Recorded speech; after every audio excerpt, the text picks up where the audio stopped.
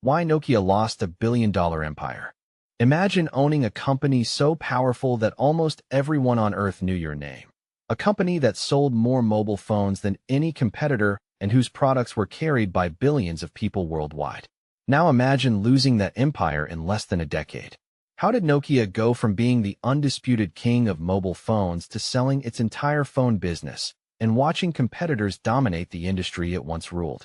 This is the story of one of the greatest business collapses in modern history. Welcome to Knowledge Vault. Today, we're uncovering the rise and fall of Nokia, the company that once controlled nearly half of the global mobile phone market before losing everything to a technological revolution it failed to see coming. Chapter 1. The Rise of a Giant. Believe it or not, Nokia didn't start as a phone company. The company was founded in 1865 in Finland, and in its early years, Nokia produced products ranging from paper and rubber boots to cables and electronics. Over time, the company shifted its focus toward telecommunications, and by the 1990s, Nokia had become one of the world's leading mobile phone manufacturers. Then something remarkable happened.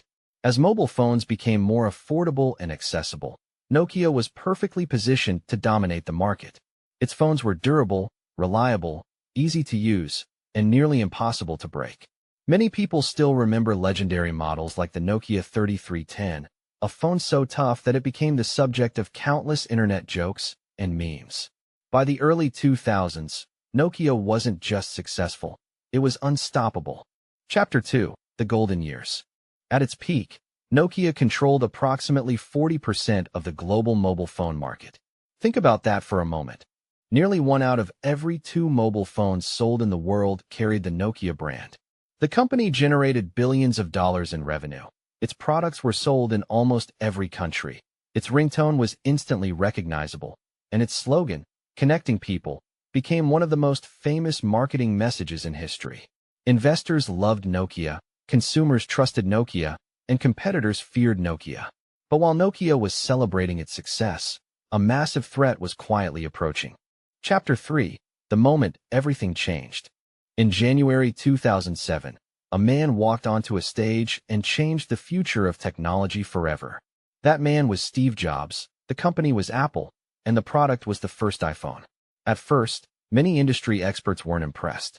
Some believed the device was too expensive, while others thought physical keyboards would remain essential. Even Nokia's leadership underestimated the impact the iPhone would have, and that decision would prove incredibly costly. The iPhone wasn't just another phone, it was a pocket computer. It introduced a completely new way of interacting with technology through touchscreens, apps, and internet connectivity. Consumers loved it, and soon the entire industry began moving in the same direction. Chapter 4. Nokia's Biggest Mistake. The biggest problem wasn't that Nokia failed to see smartphones. The company actually knew smartphones were important. The real problem was internal. Nokia's software platform, known as Symbian, was becoming outdated. Developers found it difficult to build applications, and users found it less intuitive than newer competitors. Inside the company, decision-making became slow and complicated. Executives struggled to agree on a clear strategy, and teams often worked against each other rather than together. Meanwhile, competitors were moving faster, much faster. Apple continued improving the iPhone, and then another major player entered the battle. Google introduced Android. Unlike Apple's closed ecosystem, Android could be used by many phone manufacturers, and companies like Samsung quickly embraced the platform. The smartphone revolution was accelerating, and Nokia was falling behind. Chapter 5. The Fall. As smartphone adoption exploded around the world, Nokia's market share began collapsing. Consumers wanted app stores, touchscreens, modern software, and seamless internet experiences. Nokia struggled to deliver. In 2011, the company made a bold move by partnering with Microsoft and adopting the Windows Phone operating system.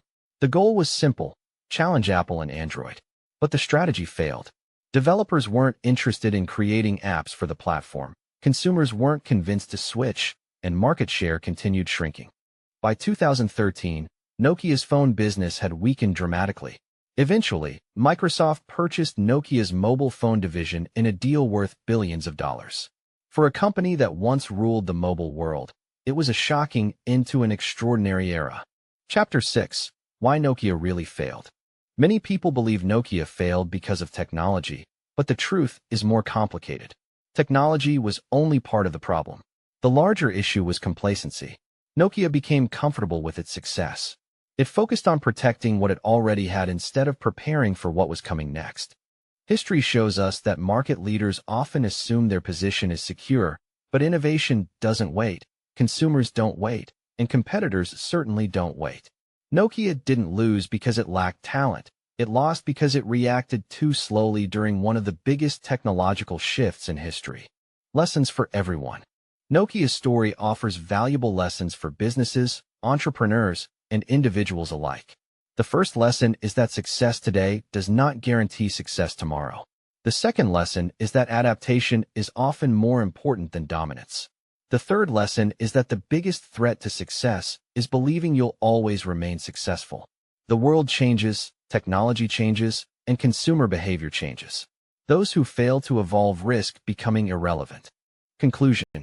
Nokia once connected billions of people and stood at the very top of the mobile phone industry. But even giants can fall when they fail to adapt.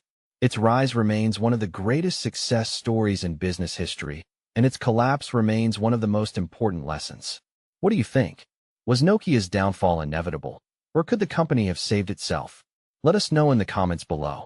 If you enjoyed this story, don't forget to like the video, subscribe to Knowledge Vault, and turn on notifications for more fascinating stories from history, business, psychology, and beyond. Thanks for watching, and we'll see you in the next video.